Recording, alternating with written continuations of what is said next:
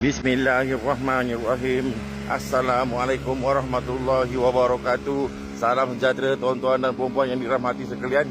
Bersama kita ada seunit kereta Pro 2 kancil 660 automatic, tahun diperbuat tahun 2000. Kondisi cantik, baru balik daripada kedai cat, bersih sempurna, body tegak lurus. Baru balik daripada kedai cat Ada pun putih metalik. Metalik je tu. Okey, kita masuk bahagian enjin dulu. Chassis semua masih original. Tak ada berlaku kemalangan. Bumbung semua cantik. Bateri baru. Enjin, axle. Okey. Okey, semuanya lengkap ya. Okey, bunga tayar tebal. Okey. Kita masuk bahagian dalaman dia. Dalaman dia kemas, bersih. Seat, kapet semua bersih. Kapet masih original Pro 2 lagi. Seat masih tebal lagi. Tak ada koyak-koyak ya. Semua bersih-bersih lagi. Automatic bosku. Okey.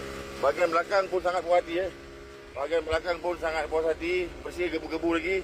Speaker board semua ada ya. Kaca semua masih original lagi. Pro 2 punya kapet. Okey. Kereta ni sangat cantik, puas hati. Tinggal pakai je. Dah tak payah nak repair. Dah tak payah nak ubah suai ya. Kereta ni tinggal pakai je. Cat baru.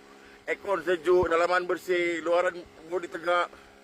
Enjin tak ada leaking apa-apa. Tinggal pakai je. Automatic dengan